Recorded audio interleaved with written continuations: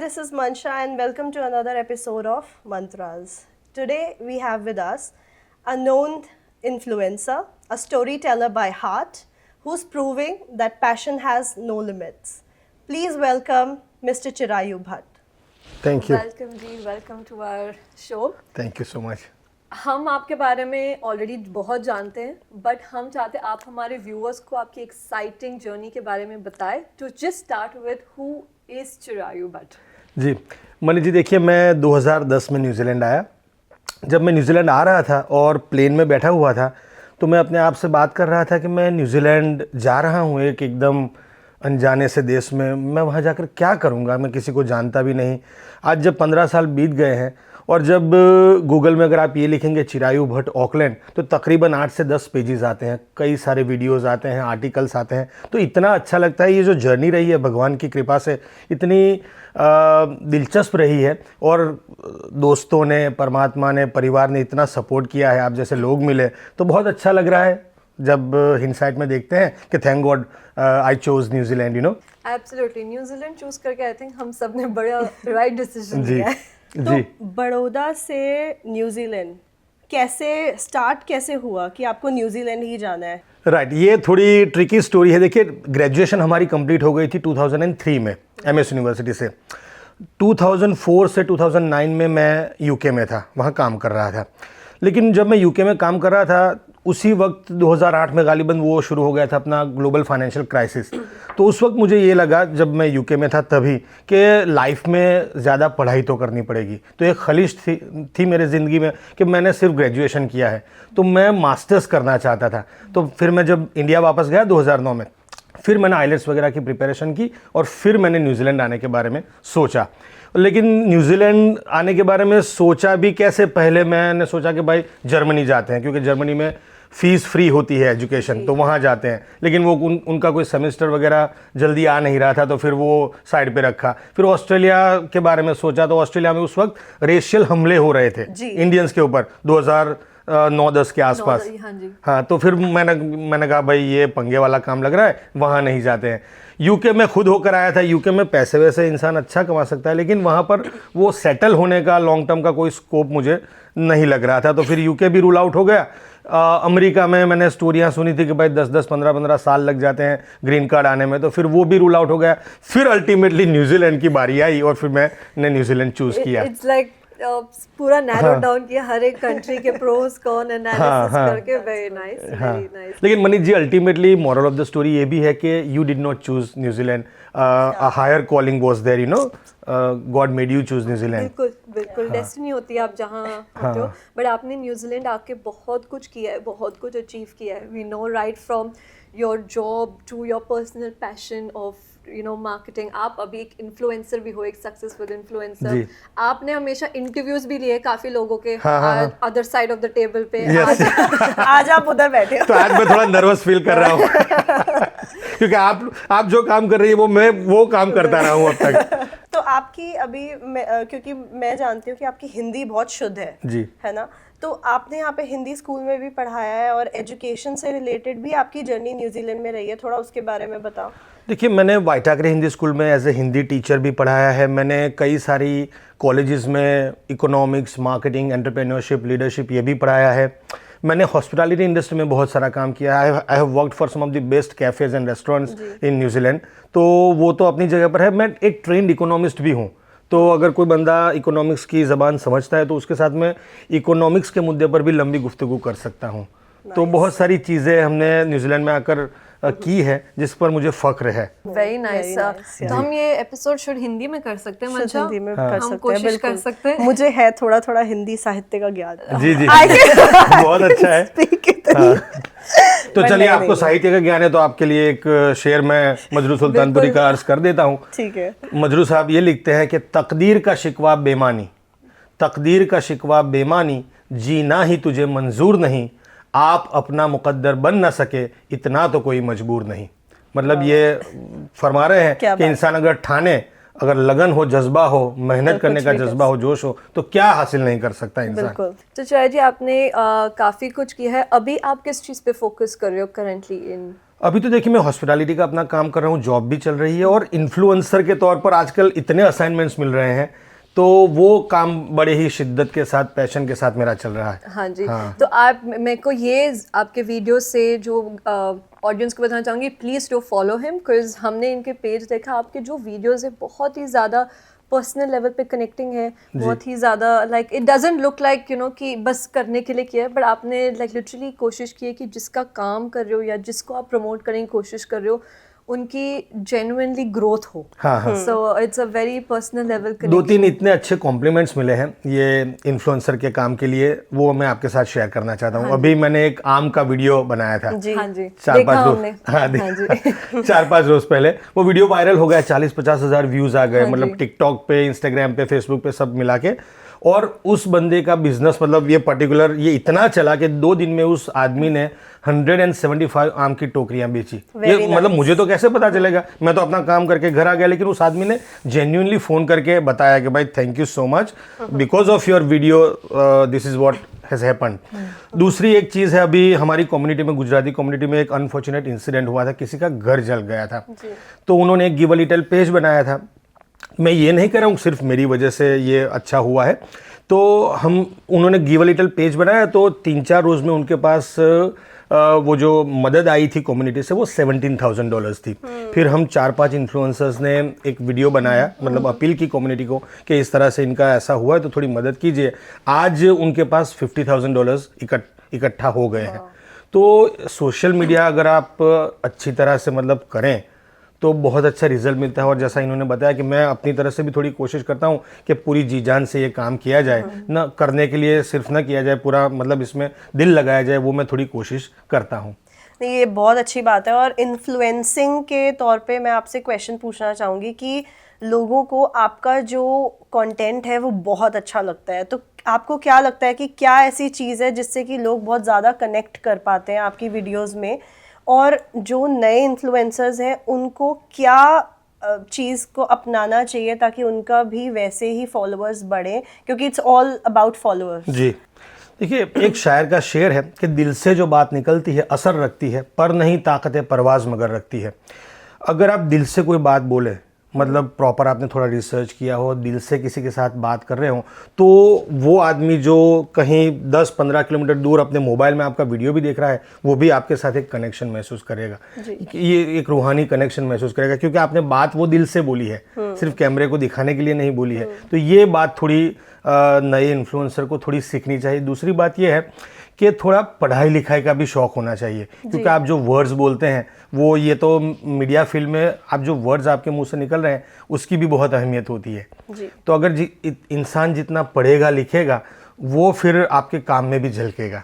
तो मैंने ये भी कोशिश की है पिछले 20-25 सालों में कि मैंने पढ़ा बहुत है, तो चाहे वो फिल्म हो, लिटरेचर हो, इकोनॉमिक्स हो, इन चीज़ों पर मैं घंटों बैठकर आपके साथ बात कर सकता हूँ। तो वो जो पढ़ाई की है, जो पढ़ा है, वो फिर अपने आप बाहर निकल ही आता है। बिल्कुल। आप ये इन्फ्लुएंसिंग मार्केटिंग का काम सिर्फ इंडियन कम्युनिटी तक रिस्ट्रिक्ट हो कि it's going to go wider as well, और open? It will be wider day by day. लेकिन देखिए, अभी हमने CMC मार्केट्स नाम की एक कंपनी है, प्रॉपर गोरों की कंपनी है। वो लोग कमोडिटीज मार्केट में और शेयर्स वगैरह में डील करते हैं। आप गूगल पे सर्च करिएगा, बहुत फेमस कंपनी है CMC मार्केट्स। इनका एक ऑफिस ऑकलैंड में भी है, तो उनके लिए भी अभी इन्फ्लुएंसर का काम किया था।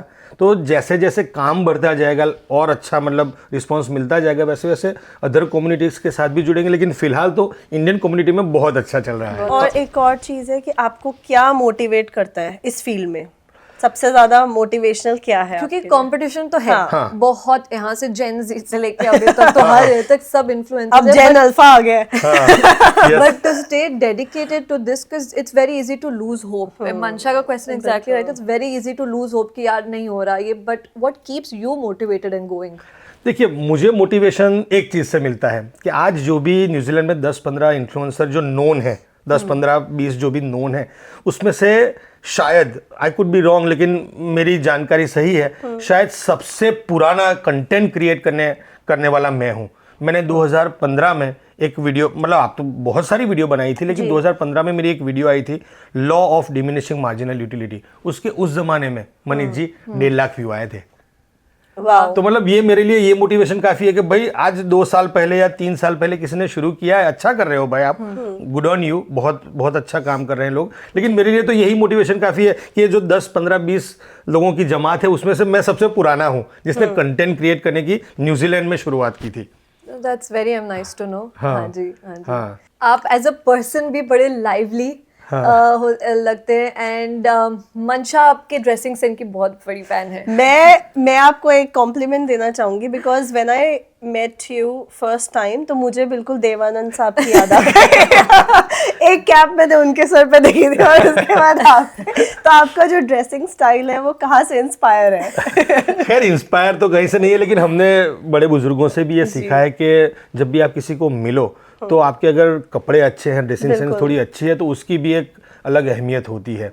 देखिए इंसान तो एक टोटल पैकेज है ना, कैसी बात आप करते हैं, किस तरह से बिहेव करते हैं, कैसा आपने ड्रेसअप किया है, आपका कॉन्फिडेंस लेवल कैसा है, वो अलग अलग खाने हैं। अगर वो इस सब में आप अगर फिट हो रहे हो, सब में टिक मार्क अगर लग रहा है तो फिर आपकी जो ओवरऑल पिक्चर है, लार्जर पिक्चर, वो अच्छी जाती है सामने। तो मैं ये कोशिश करता हूँ कि मैं थोड़ा ढंग के कपड़े पहनकर जाया करूँ कहीं भी। Right, that's good. अच्छा, एक और चीज़ मुझे आपको बतानी थी बिकॉज वीडियोस बनाने के लिए सबसे पहली चीज़ जो हमें चाहिए होती है वो होती है कॉन्फिडेंस। हाँ। क्योंकि कैमरे के आगे आपको कॉन्फिडेंस होना बहुत ज़रूरी है, इसमें जी। काफ़ी लोग फेल हो जाते हैं। तो आपका ये कॉन्फिडेंस शुरू से ही था एंड यू न्यू कि मुझे यही करना है लाइफ में, या फिर आप मतलब धीरे धीरे, क्योंकि जैसे ही चीज़ें बढ़ती गई, क्योंकि आपने बोला कि पहले 2015 में आपने वीडियो बनाया था, तो क्या उसके पीछे?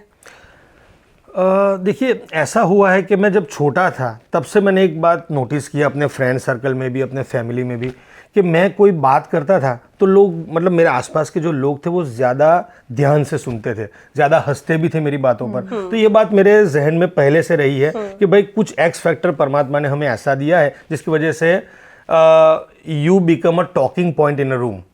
तो फिर इसका इस्तेमाल क्यों ना हम अपने कैरियर के लिए या किसी और की भलाई के लिए करें। तो ये मुझे पहले से पता था, इसकी वजह से भी थोड़ा कॉन्फिडेंस बूस्टअप हुआ है। So you're always a people's person. हाँ हाँ।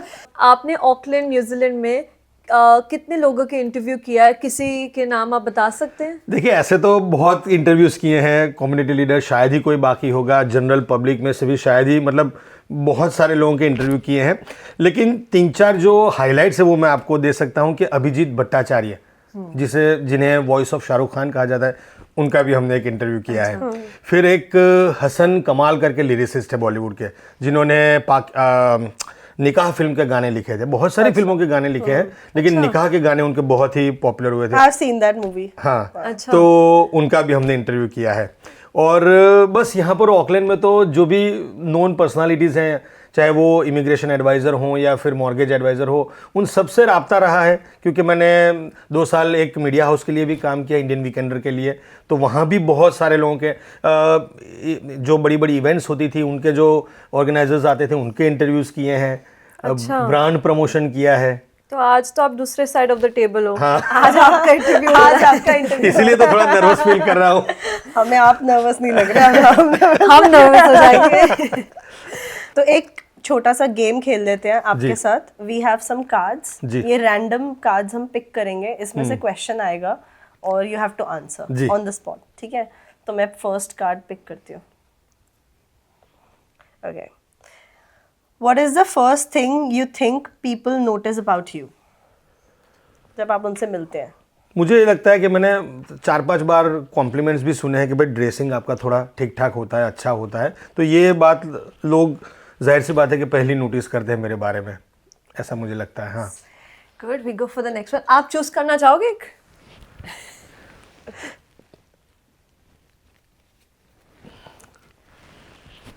What's a memory you never want to let go of?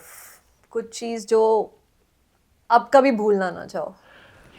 मैं जब यूके में था मनीष जी, तो किसी बंदे को मैंने जॉब पे लगवाया था, मतलब हेल्प की थी। वो बंदा थोड़ा स्ट्रगल कर रहा था, उसे जॉब नहीं मिल रही थी, 3-4 महीने हो गए थे। तो वो अपने जिस फैमिली के साथ रह रहा था, इमीडिएट फैमिली मेम्बर्स, वो भी थोड़ा परेशान रहते थे कि ये कब सेट होगा। अब इवेंचुअली जब हमने उनका काम लगवा दिया तो फिर वो पूरा परिवार इंक्लूडिंग वो बंदा हमें एक दिन मिलने आया और उनके फैमिली मेम्बर्स ने हमारा हाथ अपने हाथों में लिया और कहा कि चिरायु भाई आपने इसे काम पे लगवा दिया है हम मालिक से दुआ करेंगे कि ज़िंदगी में आपको इतनी खुशियाँ दे। तो मतलब वो बात जो है, जो अल्फाज उन्होंने बोले थे और मुझे ये लगा कि भाई किसी की लाइफ में हमारी वजह से कोई पॉजिटिव चेंज आया तो वो बात चिपक गई है दिल में, और वो मतलब जाती नहीं है कि चलो बहुत अच्छी दुआएं किसी ने हमें दी है। हाँ जी। और वो सुल्तान मिर्ज़ा बोलते हैं ना बातों बातों में, दुआओं में याद रखना, तो वो भी थोड़ा नहीं, good deed is always goes a long way. हाँ जी।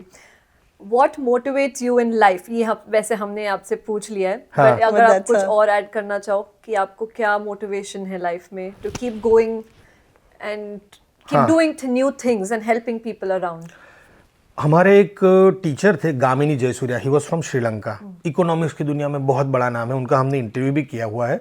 वो ऑकलैंड यूनिवर्सिटी में इकोनॉमिक्स पढ़ाते हैं, और AIS सेंट हेलेंस जहाँ से मैंने MBA और पोस्ट ग्रेजुएशन किया है वहाँ भी वो इकोनॉमिक्स पढ़ाते थे। तो वो 80 ईयर्स की एज में भी मतलब इतने यूथफुल आपको नज़र आएंगे, इतने एनर्जेटिक नज़र आएंगे। तो अब ऐसे लोगों को अगर आपने ऑब्जर्व किया है, देखा है, तो फिर आप 40-45 साल की उम्र में तो कॉन्फिडेंट ही महसूस करेंगे कि भाई ये बंदा 80 साल की उम्र में भी काम कर रहा है, रिटायर होने का नाम नहीं लेता। तो फिर ये अपने आप में बहुत बड़ा मोटिवेशन है आपके लिए। बिल्कुल बिल्कुल। नेक्स्ट मेरी बारी है, और ये निकाला मैंने black card. Okay, describe a memory that feels like a movie two you. वैसे ये थोड़ा कुछ फिल्मी बंदे हो, फिल्मी टाइप हो आप? नहीं, फिल्मी तो हूँ, बहुत फिल्मी हूँ, फिर लगा। लेकिन ये क्वेश्चन थोड़ा यार डिफिकल्ट हो गया है। ऐसी कोई मेमोरी जिसे फिल्म के साथ रिलेट किया जाए। आपने अपनी वाइफ को कभी प्रपोज किया हो इन अ वे? शाहरुख? नहीं, हमारी तो यार अरेंज मैरिज रही है, क्या प्रपोज करें। कुछ ऐसा स्पेशल किया होगा आपकी लाइफ में? कुछ तो हुआ होगा, एक फिल्मी सीन लाइफ का कभी तो हुआ होगा कुछ। यार ये थोड़ा टू मच हो गया, इसको पास ऑन कर दो ये क्वेश्चन को। अच्छा, next question would be what have you done that you are proud of? एक एक्ट अपना जो आप अपने ऊपर गर्व महसूस करते हो। बड़ी सही शुद्ध हिंदी बोलिए मैंने। अभी एक आध हफ्ते पहले मिशन बे में एक इंडियन रेस्टोरेंट है, jewel of India I think उनका नाम, रेस्टोरेंट का नाम है। उस आदमी का फ़ोन आया मुझे, और उसने ये कहा कि चिरायु भाई, आपने हमारा प्रमोशन किया था एक आध महीने पहले, देखिए अभी रिसेंटली में मैंने कलर मरवाया है, मतलब उसमें रेस्टोरेंट में, और इंडियन तिरंगे झंडे का कलर मरवाया है, तो एक बार आप देखने आओ ना। तो बात कर दी, फ़ोन रख दिया। फिर मैंने सोचा कि यार लोगों से कितनी मोहब्बतें मिल रही है। लोग सामने से फ़ोन करके ये बोल रहे हैं कि रेस्टोरेंट में नया, हाँ, पेंट करवाया, आप एक बार देखने तो आओ। तो मतलब ये जो है, ये सारी चीज़ें जब कोई बोलता है फ़ोन करके कि यार आपका नाम लेकर एक गेस्ट आया था और वो हमारे वहाँ खाना खा के गया है, थैंक यू सो मच, तो ये सारी चीज़ें जो है वो बहुत मोटिवेशन देती रहती है और बहुत अच्छा सुकून मिलता है दिल को। बिल्कुल, ऐसे प्राउड फीलिंग आती होगी कि एटलीस्ट आपने किसी की हेल्प की है, you know, someone's business is running. Yes yes, very nice. So what is your biggest struggle right now? My biggest struggle right now, हमारी एक बेटी है। मुझे ये लग रहा है कि जैसा कनेक्शन होना चाहिए अब तक मेरा उसके साथ, उसकी माँ का तो बहुत अच्छा कनेक्शन हो गया है, लेकिन मेरा अभी तक मेरी बेटी के साथ वो कनेक्शन नहीं बना है जो मैं देखना चाहता हूँ या मुझे अच्छा लगेगा, वो अभी तक नहीं हुआ है। वो थोड़ा मुझे मेरी लाइफ में थोड़ी एक छोटी सी खलिश है वो। हाँ, मेरा एक्चुअली नेक्स्ट क्वेश्चन यही होने वाला था कि इस चीज़ में आपकी फैमिली की क्या इन्वॉल्वमेंट है, सपोर्ट है, जो आप आउट एंड अबाउट होते हो, एंड यू नो फैमिली की सपोर्ट बहुत इंपॉर्टेंट होती है। देखिए धर्मपत्नी तो हमारी बहुत सपोर्टिव है। वहाँ तक उन्होंने बोल दिया है कि मैं तुम्हारे साथ रहना चाहती हूँ, तुम किसी इंडिया के गांव में जाकर भी बस जाओगे तो I will be happy with you. तो इससे ज़्यादा मोटिवेशन क्या चाहिए, मतलब कि they are with my on our side, you know, they are your strength. हाँ, एक लास्ट क्वेश्चन, हाँ, तो आपको हमारे शो पे आके कैसा लगा और आपने मंत्रास को क्यों चूज किया? देखिए मैंने आपको ऑफ द कैमरा भी बताया था कि मुझे आपकी वीडियो की जो क्वालिटी है, जिस तरह के क्वेश्चंस आप पूछते हैं, जिस तरह से आप गेस्ट को बोलने देते हैं, ऐसा नहीं कि आप ही शो पर हावी हो जाएं, वो सारी चीज़ें मैंने ऑब्जर्व की और मुझे लगा कि I need to be with you. और ये जो हमारी जर्नी रही है 15 साल की, इंटरेस्टिंग जो मुझे लगती है, मुझे लगा कि वो स्टोरी टेलिंग थोड़ी होनी चाहिए, दर्शकों को भी पता चलना चाहिए। वरना आपका जहाँ तक काम का ताल्लुक है तो मैंने आपको बताया कि बहुत ही अच्छा आप क्रिएटिव काम कर रहे हो। मेरी सारी शुभकामनाएं आपके साथ है, परमात्मा से दुआ है कि आप और तरक्की करो। Thank you so Thank much. you. Thank Means you. a lot to us. और हमें भी अच्छा लगता है कि हम अपनी कम्युनिटी के इतने हिडन जेम्स को मिलते हैं, बात करते हैं, उनकी स्टोरी जानते हैं, क्योंकि हर लाइफ की स्टोरी का सक्सेस में एक मंत्रा जरूर मंत्रा होता है। जरूर है। तो आपकी लाइफ का मंत्रा क्या है? What मेरी लाइफ का मंत्रा यही है कि मैंने पढ़ाई लिखाई बहुत दिल से की है। मतलब पढ़ाई लिखाई में एकेडमिक की बात नहीं कर रहा हूँ, मैंने 20-25 सालों में इतना पढ़ा है कि वो जो ज्ञान है वो ही मेरे लिए बहुत अच्छा है कि मुझे करियर में भी हेल्प कर रहा है, how I should be dealing with people उसमें भी मेरी गाइडेंस कर रहा है, मेरी फैमिली को लुक आफ्टर करने में भी। तो ये जो ज्ञान है वो आज की जनरेशन को उसके ऊपर भी थोड़ी तवज्जो देनी चाहिए। देखिए आजकल दौड़ भाग वाली लाइफ हो गई है, सोशल मीडिया और मोबाइल फ़ोन का ज़माना आ गया है, तो उसमें थोड़ा वो पढ़ने लिखने का जो चलन है, किताबें आजकल कौन पढ़ता है बिल्कुल मनीष जी, तो वो थोड़ा चलन जो थोड़ा छूटता जा रहा है, वो अगर आज की नई पीढ़ी अगर सीखे तो उससे उन्हें ही फायदा होगा, करियर में भी फायदा होगा, सब जगह फायदा होगा। ये they मंत्र say है। knowledge is power. Yes yes yes Indeed. Thank you so much, much. Raji. It was our pleasure to have you, and we look forward to seeing you see- soon again. yeah. Thank and you. to our lovely viewers, this was our last episode of our season 1. We are truly blessed to have this going, and we thank everyone who have been a part of it. From Mansha and my side, we are going to be back with a new ideation and innovative season 2. So please be in touch with us if you would like to be a part of it, and we will release a few details very soon. Thank Stay you so tuned much. and subscribe. Like, share, subscribe. Yes. Thank you so much. Thank you.